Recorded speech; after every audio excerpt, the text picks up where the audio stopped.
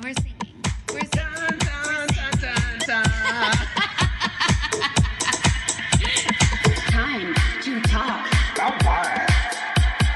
Beauty and the Bitch. I'm gonna find my baby, gonna hold her tight, gonna grab some afternoon delight. My motto's always been, when it's right, while waiting till the middle of a cold dark night. Sky rockets in flight. Pew! Afternoon delight. Afternoon delight. Oh, wouldn't it be nice to just get on a nice rocket ship and just wrinkle time and travel through space at the speed of sound? I'm riding a wrinkle right now, if you know what I mean. I literally do not. Oh my gosh, babies. Welcome back to another ridiculous episode. You never thought it would get more ridiculous? You were wrong. I mean, we're already allowing you to have a voice in our culture, so could it be more ridiculous than that, Morgie? Good point. But I'm just a woman, so I can't have an opinion on that. Hashtag time's up, Mick Parker. Oh! This is Beauty and the Bitch, and I am Morgan. And I'm the beauty. God damn it, every fucking time! No, that's not true. You were the first one that ever did that, and it gagged me, girl. I didn't see it coming. She's so funny. My name's Mick. Yeah, that's for sure your name. And we are here today to talk about Madeline L'Engle's A Wrinkle in Time, which is a amazing children's book that spawned a little series that happened and has gone on to spawn so much in pop culture, and a fantastic movie on the horizon starring Oprah. Okay. It's starring who? She's like, okay, it's Oprah, but she's like not the star, but she's like definitely in the movie. I mean, any movie that Oprah is in, she is the star of, correct? You know, now that you say it, it's like, duh, obvious truth. So we are here to discuss the book first, and then we'll get into the movies and some other adaptations. Mickey, are you a fan of the book? You know, yes. Yeah, I would say yes, I'm a fan. I would say I'm not the most passionate of fans. I think I read A Wrinkle in Time for the first time when I was like 14 or 15. Mm-hmm. I think I was just a few years too old to read it. I wish I'd read it earlier. And to be honest, it didn't make a big impression on me for whatever reason. I liked it. I didn't pick up the second one. I'll tell you that for certain. Now, I have a deep existential question for young Morgan. Did I read the rest of the series? I cannot tell you if I did, and that would make me think that I did not, but that is so unlike young me, because I was a big fan of this book. Mm-hmm. Like, I really remember this book affecting me and making me, like, actually personally have existential questions about, you know, the space-time continuum and, like, the meaning of life, and also, like, does that boy like me? He did make a joke at me. It's hard to tell. You know, everybody loves a cute older boy. We love an older boy. You talking about Chris Pine? Because I'm all about it. Well, I mean, we're going to get into that. Chris Pine's a dad now, evidently. And that means I'll call him daddy. Well, that's fine, girl. You know what? I support you calling whoever you want, whatever you want. I'm just saying, it makes me feel a little old that Chris Pine's a dad. You know what? It makes me feel sometimes when I listen, yeah, for sure. But like when I listen to the things that we say on this podcast, it makes me feel nauseous to think that like my dad would listen to this. We've talked about that before, and I told you have to tell your parents there is no podcast. Yeah, you just play dumb. You're like, what's a podcast? Yeah, that's Morgan Desick. That's Morgan Desick right there. That's not me. It's not her. Doppelganger. Yeah, you're right though. Chris Pine, is he father material? We're gonna get there when we get there. Yeah, we'll get there soon. But yeah, this book, I read it around the same time I read The Phantom Toll Booth. Did you ever read that? It was also kind of a book, weirdly, about like space travel and like other worlds and like multiverses and stuff. So I felt like the reading material is probably geared towards the ages of like 10 to 15, I would say. You know, kids around 10 could like read it but not quite grasp like a lot of what's happening. But definitely when you get into those mid-teen years, you can really get the wheels turning. So pretty heavy material for a young reading audience, frankly. I don't know, girl. I mean, I wonder... There's no one even kind of queer in this book, I don't think. And maybe I mean, there's a very strong female protagonist, which I would like to think would make me love it as a child. But frankly, especially at that age that I was looking for things that were coded queer. And if it wasn't coded at all queer, it didn't make much of an impression on me. And it doesn't have to be. I'm not saying everything has to be So you were queer. more into, like, Hatchet. Like, yeah. Like oh my god, I man loved Hatchet. on, like, oh my god, I totally loved Hatchet. You yes. were like, he's alone just like me. Gary Polson. Yes. I was like, girl, I feel like I have crashed a plane in the middle of northern Canada. And what did Brian do so wrong? Because he had a sequel, Brian's Winter. How he get back to the island? What did he fuck up? And you know what I think too, Morgan? I think that I really loved Hatchet because I'm obviously Brian and you're obviously the moose that attacks him. Moose are a very misunderstood creature, and they can hold their breath for something like 5 minutes when they dive underwater because they eat seaweed off the bottom of the lake. Girl, I didn't know any of that shit. You just blew my mind. It blew my mind when I read about it on Mental Floss. Okay, start holding your breath right now. I'm going to see if you can get to 5 minutes. So now that she's shut the fuck up, this is Beauty and Beauty Alone. Oh, wait. I feel so sad about that. Oh, Beauty Alone? Yeah, like if we get in a fight and break up, is like one of us going to try to start a podcast really quickly called Beauty and Beauty Alone? Well, I would, if we were to get into a fight, I literally lost you as a friend and a co-host. Which, as we're like borderline. I might try to keep a podcast going. It would be called like Beauty Alone, I'm Not Lonely, Don't Cry for Me, Don't Pity Me, I'm Perfectly Fine, I Never Liked Her. And it would just be 45 minutes of you crying in your microphone. There's something in my eye, there's something in my throat. No, you're crying. God damn it, Bernice. Oh my god. If anyone gets that, they're real winners. I don't know if they'll get it though. Oh, Lord, we have gone off topic. Yeah, girl. Well, what we're doing... That's what our next podcast is called. Off topic. We do nothing different. It's actually It'd be the just exact same podcast. We just upload into a separate feed. So what we're doing tonight, listeners, in case you're thinking we sound a little crazy, normally we do about one episode a week. Tonight, we've recorded... This is our second episode of the night. And the thing is, Morgie's not that smart, and it's really hard for her to prepare for these things, and, like, she's exhausted.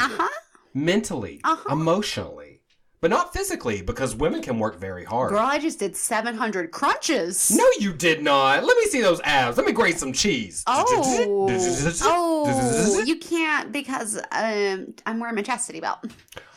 Your chastity belt extends all the way up to, like, the bottom of your ribcage. High-waisted pants are really... Okay, girl, let's talk about this damn book, because I have a feeling that in our current state of mind... Okay, so this book, amazing. Loved it. Great. Powerful storyline. Strong female protagonist. Do you want to talk about the storyline or the themes? Like, what do you want to hit first? I'm pretty interested in the themes, because I think it's one of the things that makes this book kind of stand apart and stand alone in the world of, like, YA science fiction, I guess. First of all, did you know she doesn't call, that is Madeline L'Engle, doesn't call this science fiction. She calls it science fantasy. Did you know that? I think it's fascinating. And I read, there's an essay I read at the back of the copy of A Wrinkle in Time I have is like a special edition with like a essay at the back written by like an astrophysicist quoting like Neil deGrasse Tyson. Anyways, they quoted her about it being, I didn't mark it or I'd read it, but about it being science fantasy. And she said that her style, basically her purpose, her self-given purpose in life is to blend fantasy elements with science realism in a way that entices the reader to close the book and open a textbook. Like she wants you to take away like morsels of like probability and turn it into like actual grains of knowledge that you grow in your brain. Oh, that's fascinating. And that makes, the fact that it's a female-centric book in many ways, I would say, except for, what's his name, Charles Wallace? Charles Wallace, her brother. Her little brother. Which, by the way, I remember reading and being like, why does he have a different last name? Girl, that's just his name, and that's just what they call him, and it is, frankly, not acceptable. It's a too much name. It's a too much It's name. Like extra, and I ain't paying for guacamole today. You know what I'm saying? This ain't Chipotle, motherfucker. Girl. But I love that was part of her impetus for writing this book, especially it being a female-centric work, to engage readers, make them interested in science and math, which are, stereotypically thought to be male-only fields or male-dominated fields. I think that's really special. One of the themes, speaking of Charles Wallace, who is, of course, my favorite character, obviously. One of my favorite themes of this book is the extreme emotional honesty that all of the characters portray. Yes. So much like there's a lot of realism in the way that they view the relationships with each other, especially like the way that Meg views her parents, because like her dad goes missing and she's kind of like resentful. She's like resentful that he's gone missing more than she's like upset, frankly, And she thinks that her parents should be able to fix everything. And she has this whole story arc of learning that like they can't fix everything and they fuck up. And sometimes they like make huge mistakes. But you know what? You can fix it. Absolutely. And that's another big sort of theme of this work is it's a coming of age tale, right? And I love that as people are coming of age... being a teenager. That's hardly even a joke. You're such a good friend. As they're coming of age, they're feeling all of these different emotions. They're also fighting like weird alien god things. Like all teenagers. They're going through a lot. Pick your battles. When they're having trouble, instead of keeping it in their head and letting it simmer and become something ugly and mean, they say, I don't like this. I think you should do this. I feel uncomfortable with this. And I think that's another really good, what's the word? Inspiration. I think that's an inspirational aspect of this book. Because I think especially teenagers... I can't speak for you, but even though I can, because I knew you as a teenager, we tend to be closed off. We tend to keep a lot of emotions to ourselves for fear of looking weak or weird. Yeah, and like teenagers tend to have a lot of inner turmoil, and this book and this story really encourages you to, like you said, speak your mind and kind of find like solutions to your problems instead of like dwelling, because at first she was dwelling like, oh, my dad's gone or whatever. But it's like, oh, hey, bitch, do you want to like go rescue him? And she's like, you know what? I do. Yeah. And she finds out, that's another thing that I love, is she finds out that the things she thinks of as weaknesses inside of herself are in fact also her greatest strengths, And I think that's real life, It's like the fact that you can fit your whole arm in your mouth. It's a weakness. You do it at every single cocktail party. People really respond. Well, and that's why you're famous today for swallowing arms. Girl, I'll take it. I don't care. I mean, it's a fame, right? Girl, it's a fame. People like me. They like aspects of you. Have you heard about the possibility, though, of like a communist/Red Scare theme in this book? Did that come up in your research? Not really. That was something... People want to find all the evil in this book, though, so please do tell. Girl. Well, now, before we started this episode, I was showing Morgie... Sorry for the small... I'm going off on a tangent. I hit it on the gram, so if you're circa 2 months ago passed on the gram and you saw our story, you know. There are some crazy people who see nothing but, like, Illuminati, devil worship, evil in this book. And it's actually quite funny because Madeline Lingle she was a really devout Christian, actually. She was liberal and very... Sorry, this was our reaction. He's vigilant. That's what's good about him. He's a vigilant Christian. Oh my god, how do I turn this around? I have so many feelings. So we're watching a video by the fucking Christian Mario. What's his name? Mario the Vigilant Christian. Mario the Vigilant Christian, and all of his feelings about Wrinkle in Time and how it is satanic. And as a Christian parent, you have to be really vigilant to make sure your children don't get exposed. I stand by that. To the demons. Oh, like this one. Like, in case you didn't see the symbolism here, sweet Reese Witherspoon is actually a devil. And you have to make sure your kids aren't trying to be warriors for good. Apparently.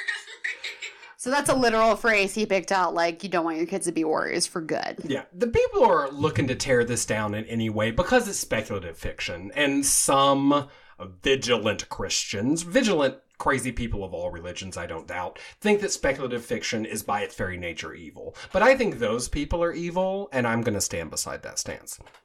Vigilant is such a, like, strong word. It frightens me. It's a scary word. Because it's been so pulled up in, like, fanaticism. To me, when I hear vigilant, I think fanatic. I don't like it. I don't like it either. I didn't like it in Harry Potter either when Mad-Eye Moody was always like, constant vigilance! Mm-hmm. I wasn't into it. But then, he turned out to be a bad guy, so... Well, see, there you go. Oh, and hashtag spoilers. Exactly oh, hashtag you just ruined Harry Potter. Well, Dumbledore dies. So anyway, sorry, a series of tangents, but they're all looping back to... Some people, when they read A Wrinkle in Time, think that it's all a manifesto against communism because they go to that, what's the name of the evil planet they go to where everyone's the same, right? Girl, we just talked about this before we started this. The planets, for me, are the hardest thing to keep track of. It's like Uriel and some other fucking planet, and, like, I can't remember. It's Camazots? Oh, that's Is that right? thing. Okay, yeah. I randomly had that down. Camazots. But people read that, and to them, it's all about, of the time period in which this book was published, which was 62, right? As during the Red Scare. Yeah. But there is a 3-page passage that was cut before publication, in which Lingle talks about how this book is about dictatorships that are born from an excessive desire for security. Mm-hmm. And that needn't necessarily be communism, right? I think today in our current world, it definitely could speak to themes in our world. You're afraid of outsiders. You're afraid of something that doesn't seem like you. And so you decide to cut out any difference, any specialness, any uniqueness, and you get a place like Camazots. Absolutely. I want to go to Camazots. And that's a prevalent theme in dystopia. So we're really accustomed to that, especially right now. Dystopias are really hot in our pop culture, especially with resurgence of things like Handmaid's Tales and Ready Player One, lots of other great things going on that are prevalent. And you know what? Furthermore, that planet, to me, pulled out the theme and exemplified, like you said, the importance of individuality. So for me, a really big theme, because she starts out being like, none of the kids like me. I'm different. I'm not like anyone else. But that does end up being like one of her strengths. And so I feel like that's really great messaging for like young people who are like growing up, coming of age, going through puberty, that like your individuality right now is going to maybe set you apart in a way that's uncomfortable, but it's the thing that's going to shape you most into being the best version of yourself. Absolutely. I just realized, Morgie, if someone hasn't read this book, they're probably like, Camazots, who is she? What are y'all talking about? Word. Would you feel comfortable? I'll try to help you. Would you feel comfortable giving plot? Yeah, give a little plot synopsis. Okay, so we start out this book. Our heroine is a young girl named Meg. Mm-hmm. And I have no idea how old she is, like 11. I think she's like 11. Yeah, she's like 11. So she's like little baby Harry Potter age. And so the story just immediately comes out. You find out her father has been missing. He was some kind of scientist doing some sort of research about intergalactic travel. She has a pretty big family. She has like 2 twin brothers. They're older. And then she has a little brother named Charles Wallace, who's very inquisitive and special. He's gifted. Mm-hmm. He's like psychically gifted, I think. Mm-hmm. And also like a genius. Yes, and a like super child genius. And then her mother, whose name I can't remember, is caring for her as their father's been missing for, I think, like over a year. Her name, at least in the upcoming movie, is Dr. Kate Murray. I assume it's the same in the book. Yeah, so they're the Murrays. It's the Murray family. And Meg is not the greatest student, and she doesn't do well socially. She doesn't have, like, a lot of friends. She kind of gets in trouble a lot. She acts out. She's not having the best time at school, basically. And there's this boy that he's, like, one of the popular kids. I think his name is Calvin. Mm-hmm. Yeah, so sure Calvin's, like, the boy at school, and somehow they're hanging out anyways, even though he's like one of the popular kids, and they totally get their flirt on. And he's like, I think she might be a little bit older than 11 because I think he's like 16 or something. Okay, maybe she's like 12 or 13. Yeah, she might be 13. I think let's say she's 13. So she's 13-ish. And so she's hanging out with him. And then she also has this new weirdo neighbor called like Mrs. Who or Mrs. What's It? Mm-hmm. It's like Mrs. W, and it's like Who, What's It, and there's like another Mrs. W. Which? Yeah. What's It, Which, and Who? The 3 Mrs. So one of them ladies is her neighbor, and she's like, that lady, she ain't right, but she nice. Right? Okay, and so basically, kind of long story short, she finds out the research her dad was doing was about tesseracts, which is a way to wrinkle time and travel the new shortest distance. Like, right, the shortest distance between 2 points is a straight line. Girl, you wrinkle that. You just step right over. Turns out Mrs. Who, or whatever the neighbor's name was like, oh yeah, actually turns out that was real. And her mind starts turning. And then Calvin and Charles Wallace decide to go, well, they go on an adventure. They kind of decide. And they meet all three of the Mrs. W's, who kind of become their universal guardians. Kind of guardian angel. Yes. I'm pretty sure it's Mrs. Watson she meets first. I'm almost certain. Which Mrs. in the Watson. movie is Reese Witherspoon? It sure enough is. Okay, yeah. So they go through all these different planets in the galaxy to try to recover her father, who is trapped on a planet that's like masked in darkness. So it's a really basic fantasy trope of good versus evil, light versus dark situation. And so along the way, of course, she's growing as a person. They're learning a lot about each other and how to play to their strengths. And of course, they succeed in the end. Do they? Yeah, they do. They definitely do. Well, the thing is, it's not just Camazotz that's cloaked in darkness. It's also Earth. All of Earth is cloaked in darkness. And one of my favorite kind of tiny moments from this book is when one of the Mrs. Who's, or one of the Mrs. W's, is telling Meg all about kind of heroes who have fought the darkness in the past. She mentions Jesus, which is lovely. I think Jesus sounds like a great guy. Buddha. But there's also, she mentions, just a second. I believe in myself. Believe in me, Morgan. Did she mention Lord Voldemort? You know what? I bet she did, and I just overlooked it in the moment because I was so excited. Oh, God damn it. She mentioned God or damn it? No, oh, here it is. I'm sorry. Jesus, Buddha, Gandhi, and Leonardo da Vinci, among others. So it's nice because, we were talking about how Madeleine L'Engle, she is a Christian, was a Christian. She sadly died. But she's not a closed-minded, bigoted Christian. She has a very open mind. Yeah, and I love that, you can be of any religion, you can be any kind of person, and you can fight the darkness. Yeah. It's very beautiful. Yeah, so that's one of the planets she visits along the way, and then there's a couple different ones, and some of them are really fun, and it's just like a, cool thing, and...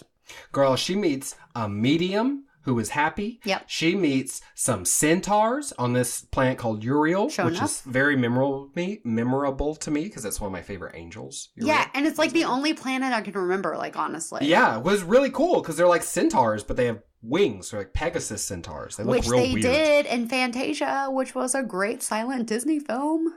Oh, I thought you meant Neverending Story. When you said Fantasia, I was about to read you so hard. Oh, girl. Girl, there ain't no centaurs. Ain't no winged centaurs. Neverending Story. Well, in Fantasia there are. I know now. My face is red. Oh, you should be embarrassed. Okay, so we filled them in on the plot. What are some other themes that speak to your heart? Well, Maury, so this book was written in sort of 59-60, and then, as I said, it was published in 1962. It was rejected by 26 different publishers before it got picked up. It's not shocking because, number one, she's a woman. Yep, and number two, it's a heroine. There it is. And I think that is... originally, back in the 80s, people would ask her, why was it so hard, you think, to get published? And she would say things like, well, it's just a unique story. Maybe it was too weird. She would say things like, well, it's a very stark depiction of good and evil, especially for a children's book. The evil characters are very evil. Yeah. Right? She thought maybe it was because of science fantasy, like that weird blending. People don't like books that bridge genres. It tends to be hard to sell those. But then she would also say at the end, or, it could be the fact that I have a lady brain protagonist. Yeah. And frankly, I think the sad truth is that was the reason. It certainly played at least some part in it. Because even that prejudice continues to live on today. And has lived on, and J.K. Rowling was rejected by 12 different publishers before she changed her name from Joanne to J.K. Rowling and finally got accepted. And you know what? Lol at those publishers who did not accept her. Yeah. #billionaire. #boss babe. #time's up. #you're a fool. #crucio. I forgot forget about that. Ray 5. I know, it's so what good. a little pixie bastard. I love that shit. That's Me one too, of my girl. favorite moments in all the movies. Ugh. She met her publisher, the one who did publish her. She didn't get picked up through Madeline? normal methods. Lingle. She met him. No, we're on a first name basis. Oh, no, good for you. She met him at a tea party. That's fierce. Mm-hmm. And it was a tea party for her mother, like for a birthday or something. But I think that even furthers the theme of like, she had to meet him at a social function. No one would give her the time of day before until she as a woman, like, charmed him at a tea party. I mean, good for her. I'm glad she did that. It's good for all of us. But just more bullshit, And this is around the same time that S.E. Hinton wrote The Outsiders, right? And again, that's the exact same story where she had to use her first initials because they wouldn't publish a woman who had a really good story to tell. Yeah, well, and now it's a fucking classic. Yeah. So they both are. Hashtag Crucio again. Yeah, hashtag Crucio. I love the tone of this book. To me, it feels kind of like a blending of Catcher in the Rye and The Giver.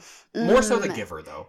There's that like angst, that teen angst mixed with like, but the world is so vast. Yeah, there's like a weird. There's like a sadness to it. There's a sadness throughout it. There's a lot of tragedy that happens, but I don't know, there's like a vein of hope that runs throughout the entire thing. And even when things get really dark, you still kind of feel like it's going to turn out okay, I think the tone is my favorite thing about this book. More than like the plot or the characters, whatever. It's just the overall feeling, the fabric of the novel. I don't know. I think it's a win. Would you put it in one of your like top 10 children's books? I'm putting you on the spot here. I know that's hard. But you did like it a lot as a child, right? I mean, offhand, it's one of the most memorable books from my childhood. I think that's super important. Like it like to me, as far as memorability, it's up there with like Holes or like I was really into the Phantom Tollbooth, Harry Potter. That old edition of Playboy you stole. Yeah, you read that through and through, girl. I think that would be a really great top 10 list, like the top 10 like most influential like books from like your youth. Oh yeah. Ooh, maybe we do something on the blog about it. Yeah, because that's a really good question, but I wouldn't be surprised if it snuck into my top 10. I'm going to go ahead and say yes. Yeah. Just go for it. Yes! Just live your best life. Yes! Stand up. Okay, so another theme that I really enjoyed, because I'm a girl and I'm such a sap, is there was like this prevalent theme of like the primacy of love. Like love is really important. And there's like this part like towards the end of the book where like all of the misses impart a gift upon to Meg to like help her. She went back to like save Charles Wallace, because they're like, she saved her dad, but then Charles Wallace got left behind, and then she like blamed her dad. And then she went through like a real quick metamorphosis of where she was like, no, the fault does not lie with you. Like it was like this whole thing, but it happened in like 3 paragraphs. And they gave her a gift, and one of them gave her the gift of like love, which sounds like a lame gift, but it ended up being like one of her most powerful tools because it was the only thing that she possessed that the darkness did not have. It's like the one thing that sets her apart. And like, not to be like too cheesy, but it really is like one of the things that like sets us apart is like people, like the fact that we can build like love and relationships and have like these, like I have no obligation to like love you so much and like be so invested in your life, but I do because I just do because we have love, and it's so important. It is, I think that's one of the most beautiful passages, that passage where each Mrs. W gives her gift. One gives her faults. Does it remind you of Galadriel? A little bit, yeah. Giving out gifts to everybody. Where's my glowing potion? Yeah. Where's my lock She's of like, hair? lol. And so one gives her faults. One gives her the power of love, or I guess opens her eyes to it. Yeah. The other one, it's Mrs. Who speaks like in quotations. That's like what she does, which I think is pretty cool. She gives her, it's a Bible verse actually, but it's something like, the reason that the weak are put in this universe is to confound the power of the strong. Did I just butcher that so hard? It's something like that. That sounds accurate. It's something like that. So it's that idea of like, okay, you're an iconoclast, you have the power of love, and you're a flawed human being. And you know what that means? It means you're a fucking hero. Yeah. Go out, save your brother, save your father, save the world. Hashtag girl power. Hashtag it. Yeah, I agree. I think that's a really moving passage. And I think we might already said this, but to me it's shocking how much story is between the very thin covers. Yes. This is a very short book, and a lot of exposition happens. And you know, I now neither of us, I don't think, have read the rest of the Time Quintet. Girl, I don't think so, but that is what it's called, the Time Quintet, which I think is a nice name too, because it's five books. Yeah, it's quite lovely. Let's see: A Wind in the Door, A Swiftly Tilting Planet, Many Waters, and An Unacceptable Time. And you know what else about them I read is that they're not linear, so you can read them pretty much in any order. It really doesn't matter. I've heard they're pretty standalone-ish. And you know, even after the Time Quintet, then there's another series called the Murray O'Keefe series, which follows the next generation. Is that Georgia O'Keeffe's children? Yeah. No, but it is Meg and Calvin's children. Oh my god. Because they fall in love because their love is real. Aww. That's sweet, right? So it's like, I think it's something like 8 or 9 books. I literally had no altogether. idea that existed. Well, here's my thing though. If this much happens in this book, Girl, that's a whole literal universe. Yeah, I think she packs almost as much into this book as many authors pack into like 400, 500 pages. Agreed. And it's like, it's so interesting too, because like I said, like she goes through this like transformation in like 3 paragraphs, and that was kind of a joke, but she does actually like so much happens in such a short amount of time, but she plays with time in such a way that it feels longer. Like in my memory, it was a longer book. So when I pulled it off the shelf, I was like, this whole thing? What about her though? So small. Do you have any guess as to about ballpark how many books Madeleine L'Engle published in her life? It's insane. I think she was prolific, and I have no idea. I'm going to go like 80. Oh, okay. Well, now, I'm sure she was capable of that. And maybe if you counted all of her articles and all of the anthologies. But as far as books that she herself wrote, fiction, nonfiction, and poetry, almost 50 books. That she wrote all by herself. It's insane. I understand how people do this. I've been trying to write you a birthday card for 3 years. Girl, and that's actually truth. Yeah. So Madeleine L'Engle is a really interesting person too. We've already talked about a little bit about how it was hard for her to get her book published, and she was like a really liberal Christian, but she was kind of rejected, like some of her themes, by like other conservative people. So here's just like a little paragraph from the essay that's at the back of my book, which is called A Stardust Journey with A Wrinkle in Time by Lisa San. Here's a little snippet about the author. The author of A Wrinkle in Time is a tall woman who sometimes wears a purple cape. She will tell you that she is completely made of stardust and always has been. No kidding. You are made of stardust too, she would add with a twinkle in her eye. And then she goes on to explain how, in fact, this is not just a crazy thing that this crazy lady says. And then she goes on to quote Neil deGrasse Tyson and how we are, in fact, actual pieces of stardust, like cosmic particles that have been like reformed into people. And he refers, Neil deGrasse Tyson, you guys might know him, he refers to this little known fact as a profound and underappreciated truth. As David Bowie would also reiterate, you are fucking stardust. Like, she took this concept. Okay, this book was published in 1962. She wrote it in the late 50s. Before man walked on the moon, before we knew what black holes were, or that there was a dark energy or a dark matter, which is now literally the center of our universe, she didn't come up with, but she used that theory of this like dark matter to keep her story together, and it's literally what holds our universe together. Before we knew there were any planets beyond our planets in our solar system, before we knew about other galaxies and the vast expanding universe, Madeleine L'Engle wrote about essentially all of those things in this book. In this little book, she packed all that in. And along the way, she also kept an open mind and triumphed over the patriarchy and gave us a really amazing collection of young characters who think for themselves and feel for themselves.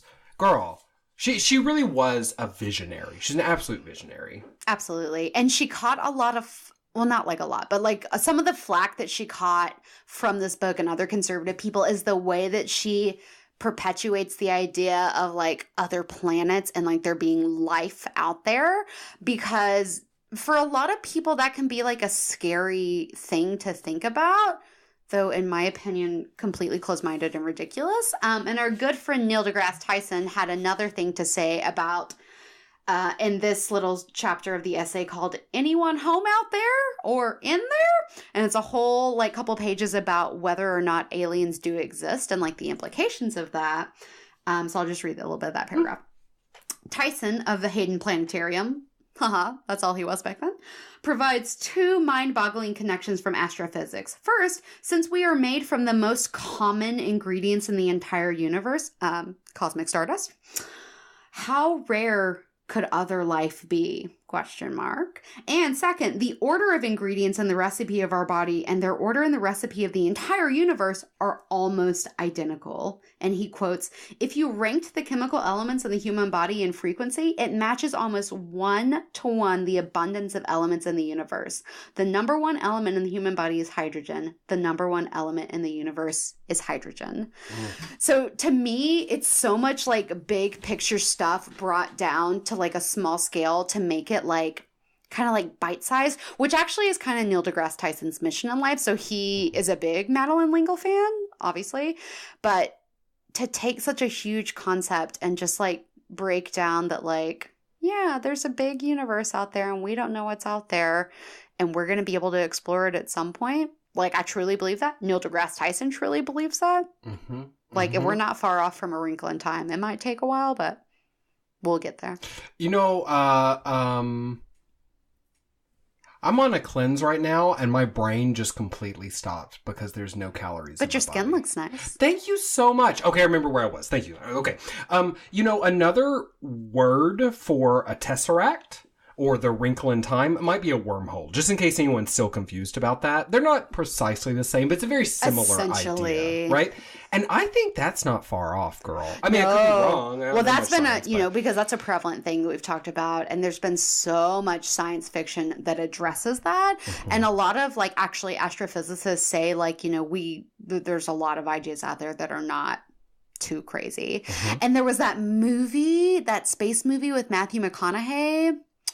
It was Interstellar. And that movie was all about wormholes. It sure was. And I read a piece, it might have been in the New York Times, but about the accuracy. Like, they had, like, so many, like, actually, like, astronauts and astrophysicists working on the film to, like, ensure the accuracy of their, like, probability with wormholes and stuff. And they actually, like, fucking nailed it. So. Two things you may not know. Some scientists think that there might be a wormhole at the bottom of every black hole. 2, Superman flew into the sun and stayed there for a very long time and then came back as like nuclear-powered Superman. Just putting it out there. Literally both of those things just blew my mind. I know. I'm like that meme where that lady's like thinking really hard and there's like math symbols flying around. Like, that is a lot. Which is exactly what Madeleine L'Engle wanted us to do. She wanted us to sit back and think about like the functions of the universe. Absolutely. It's working, girl. Yeah. I'm thinking hard. Yeah. So I think it's interesting, too, the way that this has been presented in the trailers, like this Disney thing. It's like a fucking Disney movie. They're like, ooh, weirdo characters. Oh, she's going to like traveling in space. They make it kind of look a little kitschy. But like, to me, it's like so much like more than that. You know what I mean? Absolutely. Yeah. Okay, so would you like to transition to the movie talk? Let's do it. Because that's an interesting question because, so this episode, if you're listening to it, the movie comes out, I think, a couple days from now or something. And I'm a little worried that they're going to take the bite out of A Wrinkle in Time, right? Because that's one of the things that really does set it apart. Even Madeleine L'Engle has said, like, you know, such a stark depiction of good and evil and children having to navigate that divide is what makes it such an exciting and unique work. And so I'm a little afraid they're going to Disney-fy that shit. And it's all going to be about like, ooh, Oprah's wearing pretty makeup and does magic. You know what I mean? There's a lot of money that's gone into production. Not that I'm upset about that. It looks gorgeous. It does look gorgeous, but like you do wonder like what does it change about the story? Can we talk about the casting for just a second? Let's do it. Yeah, because we haven't really covered that. So we talked about good old Reese Witherspoon as Miss Watsit. Miss Witch is Oprah. Do you remember who Miss Who is? It's Kelly from The Office. Yes, Mindy Kaling. Kaling. Yeah, UT alumni, Mindy Kaling. Shut your mouth. I know that. Yeah. I mean, we're best friends and we talk every weekend, but like she hasn't told me about college specifically. Okay. Yeah. So that's a really diverse group of women, so I'm really proud about that. It is. And, you know, they were the first choice for all of those roles. The director's name is Miss Ava DuVernay. Is her name? You know, she is... I'm sorry to leap around, but this is so exciting. Go for it. She is the first director who is a woman of color who's been given a budget of over $100 million for a movie. Damn. The first. Yeah. So it's super exciting. And it really maybe speaks to the sea change in Hollywood, you know, that the last few years have perpetrated. It's really wonderful to see. Did you watch any of her other stuff? Did you watch Selma or like Queen Sugar? Any of that stuff? No, she directed those movies. Well, Selma she directed, and then Queen Sugar she directed, but it's a TV show, I think. I don't know what that one is. Selma's literally been on my watch list, and it's one of those things that I know is going to be like really sad, and I have to be in like the right place for it, so I have not seen it. Very powerful. But that's amazing that she directed that. Oh my gosh. So it's just really exciting to me because, I mean, those are two really fantastic projects. Selma won a bunch of awards, but you know, that's never stopped Hollywood from ignoring a woman in the past. Oh, no. Especially a black woman, yeah, frankly. For sure. So I think, I mean, this whole movie is really a testament to her talent and her refusal to sit down and be quiet and be overlooked. Yeah, preach, girl. Oh, thanks, Queen. Snap, snap. Another great triumph for diversity that's happened in this film is that Meg's mother has been cast as a black woman, and Chris Pine plays her father, of course, a white man, so that makes her a mixed little girl. And to me, it's just like one step closer towards like normalizing absolutely perfectly normal things like interracial marriage, you know, which, you know, has certainly had a history of taboo, but shouldn't even be like, oh, I can't believe they made this black lady marry this white guy, you know, but they did. And I'm glad they did. And there's going to be a lot of children that watch this movie and they're going to see that that's just like normal life. Absolutely. And, you know, Storm Reed, who plays Meg, supposedly is supposed to be amazing, by the way. That little girl is gorgeous. She is. And her she's supposed to be wise and talented beyond her years. So I'm very excited to see her. But, you know, in the book, there's no indication of race at all. Yeah. As far as Meg goes. And so Ava DuVernay, she could have made her a little white girl, you know, but she was like, no, as a woman of color, it's important for us to be represented. It's important for little girls of color to look up and see a black girl or a mixed girl or girl of color on the screen. And I think that is also really special and very exciting, you know? It is. And I'm really excited about it. And it's a really diverse cast. And I just think, especially for a Disney movie, it's like a really big step in the right direction. We need more like multicultural films for young people to be exposed to just normalize things that have no business being like needing to be normalized, but like fucking Trump's America, so we have to, you know? Yeah, exactly. Well, I think it's special that, you know, it's a book in which, or a movie, I should say, in which quite a few of the actors are women of color. Yes. But that's not what the story's about. It's a very strong, like, woman-centric film. It is, which is so exciting. But it's not about being a woman of color in this world, right? It's the same thing as, like, you know, for a long time, or it's a similar thing. A long time, anytime it was a queer storyline, it was about fucking AIDS, right? Yes, yeah. Which is important. I'm not saying it's not important. But that's why Call Me By Your Name is so beautiful, because it's not about that. Not about that at all. It's just like a mundane love story. Exactly. It happened to be two bi men. Yeah. Right? Yeah. So I think it's really special. And I hope, do you think this movie's going to do well? You know, I do. I do too. I think it is. I think they put a lot of money into it, and they've been doing a lot of advertising. And I think that, you know, we're like 30 and this is a movie that speaks to us because it's a thing from our childhood. There's a whole wave of young people who may or may not have read A Wrinkle in Time that now have like a series to get behind, right? And we love a good series. Oh, yes, we do. And it also helps that everyone they've cast is like literally an incredible actor. Yeah. Like, oh my everyone. gosh, such a powerful cast. Yeah. Here's what I hope they do with this movie. I hope the movie is book 1, A Wrinkle in Time. Mm-hmm. And then for the rest of the quintet, I want them to take it into a TV show. It'd be a really great miniseries or Wouldn't something. it be fantastic? Yeah. Can you imagine on like Netflix or Amazon Prime? And I think you would keep the exact same cast. I mean, Oprah's done plenty of TV. Mindy and Reese are certainly open to it, right? To do a miniseries. But I would love that because then we get the big spectacle at the beginning and then you can sort of get more character driven as we go through the quintet. Do you know where this movie was mostly filmed? It's a place you like a lot. New Zealand? Yes, Queen. I didn't read that. I can just tell from like all the imagery, like everything. Stunning. Yeah, it's so gorgeous. And when we were making fun of that vigilant Christian parent earlier, he's drawing horns that are actually mountains behind Reese Witherspoon's head. Satan's mountains. It's Satan's mountains, evidently. I think he just thinks that like New Zealand is an evil devil worshiping place. It is full of goblins and hobbitses. Girl, hobbits are God-fearing. Yeah. I mean, we never see them being religious, but... As long as they can still, like, eat, I don't see why they'd have a problem. Exactly. They're cutting out that one vice. They're like, gluttony is okay. Oh, yes, totally fine. Yeah, girl, because they have no time for that. No, girl. I don't know. I think this is going to be a really successful movie because, you know, Disney has made 5 of the 10 most successful movies of all time. You know that? I know. It shouldn't be shocking because, of course, they did. That's Disney. Yeah.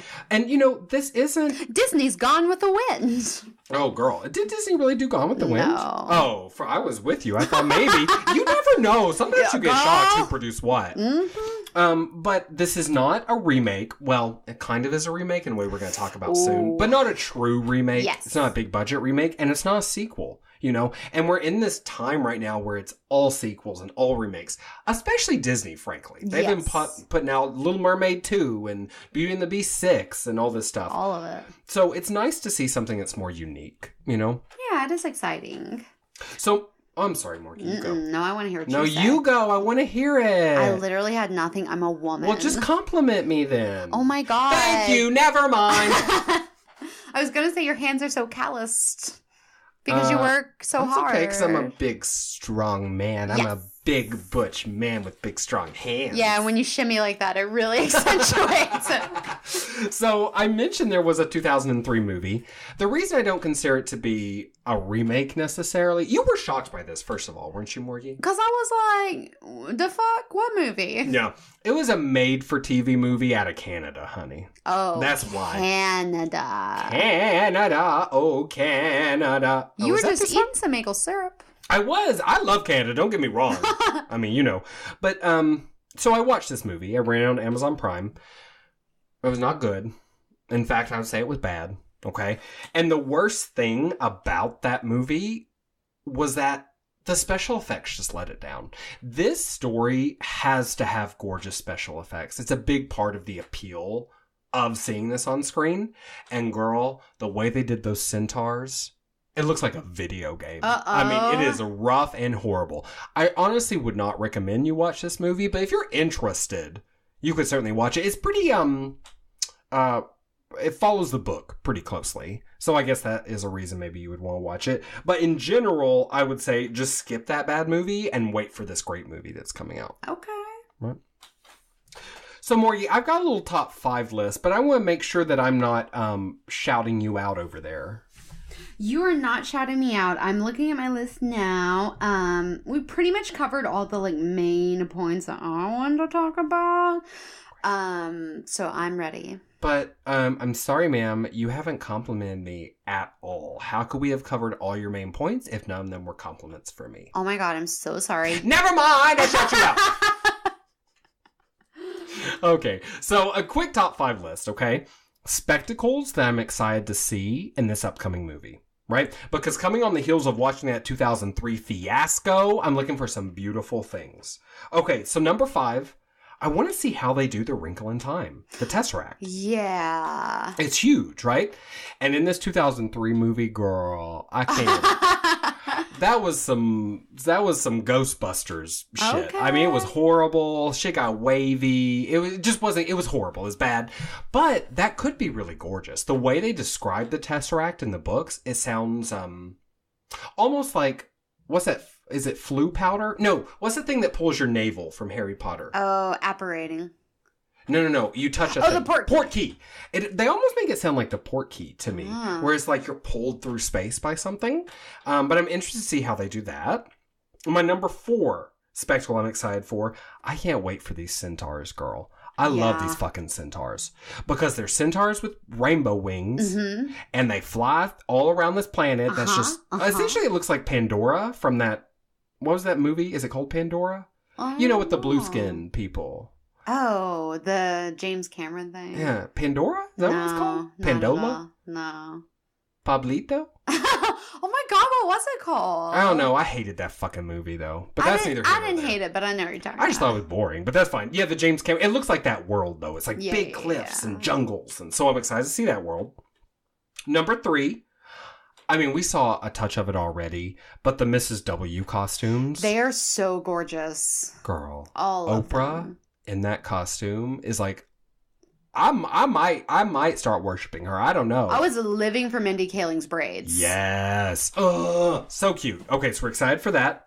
Number 2, I'm excited about Camazotz, which is the evil planet. You got like a snippet of like Suburbia. Yes. And I want Miss Ava to go hard. Avatar. Thank you, Queen. Sorry. But the place isn't called Pandora? Maybe. I don't know. It don't matter, girl. Thank you. Your brain's amazing. That's all you need to see. Maybe only 3/4, in my opinion.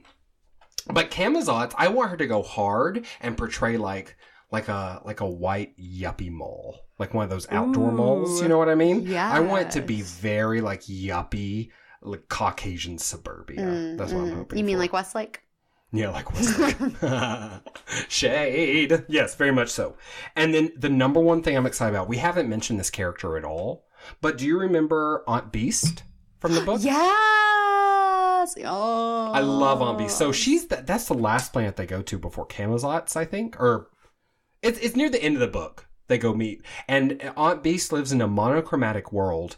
And they call her Aunt Beast because she has 4 arms, no eyes, and tentacles instead of fingers. And I think also her body's covered in hair. Mm-hmm. Girl, in the 2003 movie, it looked like that Wookiee Christmas special. You know what I'm talking about? Everybody was like fucking pilled out. Is that what you mean? Yeah, exactly. Everybody was drunk and Princess Leia was there. She didn't know where she was. Carrie Fisher was so pilled out in that fucking Wookiee Christmas special. I don't blame her, girl, to get through that bullshit. But anyway, it looked horrible is what I'm saying. And I want them to bring the horror with this. I want Aunt Beast, when we first see her, I want children to scream and cry. And then I want them to realize that Aunt Beast, even though she looks scary, is like probably the kindest character in the entire work. So she nurses one of the characters back to health. I won't say more because I don't want to spoil it, but she's a nice person. So what do you think, Morgan? What are you excited for? Man, dude, I'm literally excited for everything that you just said. And I'm excited for Chris Pine because I can get behind just like staring at him. Those eyes, though. I know. Girl. And I'm really, really excited for the Mrs. W's because I think they're going to get a lot of costume changes. Mm-hmm. And I'm like really happy about that. And Reese Witherspoon is becoming more and more a voice for feminism and also for literary adaptations. She has started her own production company with the sole purpose of, I think it's called like, it's something like Pacific Northwest, but like a different name. The sole purpose of adapting literature onto the screen, either TV or film, with strong female voices. Like that's literally the whole mission. And so she's done that several times really successfully. She did it with Wild, which she starred in, a book by Cheryl Strayed. She did it with Big Little Lies, Leanne Moriarty's book, which killed it in all of the award season, was phenomenal. She did it with Gone Girl. She was like the producer for that. She's done with a couple other projects and she's going to keep doing it. And I'm just happy to see her transformation, honestly, from like the Elle Woods of yesteryear to like today's powerhouse, like hashtag time's up. We're here for it. We're big, strong women and we have something to say. Exactly. She's not basic. She's basically perfect. Yeah. So I'm like so into her right now. So I love like that she's in this literary adaptation and that also she plays a really dope character. Absolutely. Yeah. Oh my gosh. Well, I am going to be like first in line to see this movie. Morgan, you're not allowed to come in because of your... Us. It's only because you look like Aunt Beast. And I don't think it's fair, but I just noticed the similarity, okay? Yeah. I might get asked for too many autographs. Is that what you're saying? Yeah, that's what I mean. Okay. You're famous. So, my friends, can we do plugs now, Morgan? Am I leaping ahead and being a jerk? Let's wrap up. We're really excited to see it. The movie comes out on March 9th. And you guys can check out Madeline L'Engle's book or The Time Quintet and apparently some other 50-some-odd books that you can read. And just love it because we love it and we want you to love everything that we love. Yeah, and if you don't love it, then you're just wrong. You don't have to feel bad about it. You're just a wrong, bad person. America. Speaking of things that you love, you can follow us, our podcast. Of course, please subscribe to us on wherever you get your podcasts, iTunes, Google Play, Stitcher, all those good ones. And rate us if you're so inclined. It really helps us out.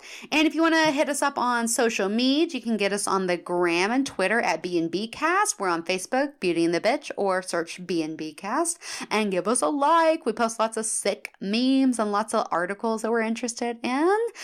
And you can find me on Grindr. It's just a picture of my foot. People are so sick of that. Of my foot? Yeah. Yeah, I don't like feet either, so don't judge them for that. Cool. No, you can't find me there. Well, you might be able to find me, but please don't look for me there. You should look for us on YouTube, though. Yes! We have been working really hard on our channel. Not only do we have every single episode of Beauty and the Bitch on that channel. Hello. We also have playlists that we've pulled together. If you'd like to spend some time in Middle-earth, if you'd like to spend some time at Hogwarts, we've got all of those episodes queued for you. And we've also started a Let's Play featuring me and me alone playing Witcher 3. Morgan tried to come in, and I told her that girls don't play video games. Girls don't play video games! And that's the message we want you to take away today. If you remember nothing else, remember girls don't play video games. No, it's a very gay Let's Play of Witcher 3, and I think you'll enjoy it if you give it a chance. It's deeply hilarious, and I super recommend you listen into that. And if you're like me, you love watching video games. You don't have to play a girl. It's so much fun. It's so much fun. And we also have a new YouTube channel that we're working on called Literary Darlings, where we'll be doing just some videos and other literary musings. Mm-hmm. And of course, you can check me out on the gram at Morgandolph. And I have a blog website that I've been running called Morganized Mess, where you can just check out all my stuff. And if you want to give me a sweet job and pay me $1 million, do that too. I would like to give you that job, but I can only pay you in Oreos. Yes or no? Decide now. Yes. Wait, that's opposite of healthcare. It is. I've definitely led you into an early grave, but you're going to have so many Oreos. Oh my God, I'm going to be so fat. It's great. No milk though. Oh. Sorry, bitch. Life's hard. Sophie's choice. Okay, so let's plug something in pop culture that's making us happy. So, of course, listen to everything we love. So check out these things. You guys. That's good. Isn't that nice? A straight woman trying to let a gay man go. A man trying to let a lady go. It's like us just standing at the front of the door saying, no, you go ahead. No, you go ahead. Forever, though. Forever. We're so enlightened and woke. Until we die. Yeah. Okay, so speaking of enlightened and woke, what I'm watching right now is probably neither, but I have recently become very enamored of Real Housewives of Beverly Hills. I know it's maybe trashy, but look, here's the thing. All of the women on this show are powerful in their own right. In the first couple seasons of the show, they tackle issues like alcoholism and domestic abuse. I think quite sensitively, to be honest. And if you've never watched the show because you thought it was pure trash, it is kind of pure trash. But if you're interested in finding a nugget of truth, this show's been going on for 9 years.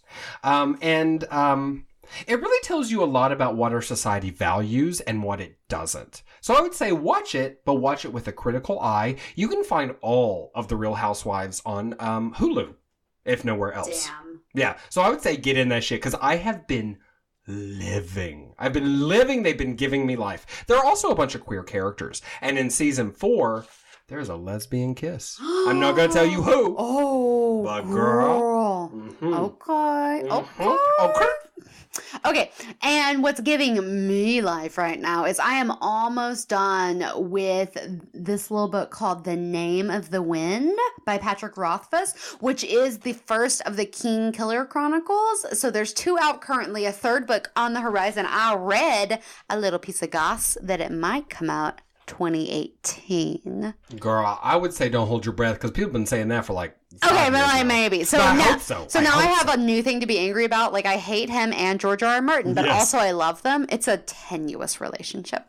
But The Name of the Wind is fantastic. I read it on a million lists of fantasy stuff that was like, if you love Harry Potter and Game of Thrones, this is the book for you. And I was like, okay, well, everyone fucking markets that. But I actually truly believe it. And I actually think it's amazing. And I cannot believe it has taken me this long to get around to it. It's been on my TBR list literally for like 3 years. So I'm totally feeling it. Cannot wait to read the next one. It's got something for everyone. It's very adult, but not like in your face, like dicks and drugs. But there are dicks and drugs. There are, yeah. But it's not like the magicians Yes, where they're like, yeah. they're going to be edgy. Yeah, it's not like edgy. It's just like fantastic in every way and like maybe perfect. I love it. I'm like so feeling it right now. So check out The Name of the Wind. Check out The Desperate Housewives of Beverly Hills. Those Real things are Housewives. connected. Real Housewives. I'm sorry. They're not desperate. Well, yeah, they might be. Just kidding. If you're listening, Real Housewives, we love you. Oh my God, Lisa Vanderpump, if you're listening, I'm like your biggest fan. So that's happening. All right. Until next time, babies. Bye, Mimi. Bye. Girl, That my was cleanse. This is intense. horrible. I'm dying. You should never do a cleanse. I need to eat. But oh my God, your skin. Well, thank you so much.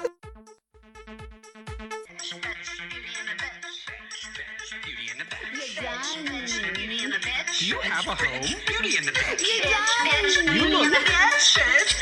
Beauty in the Bed. Beauty in the bed.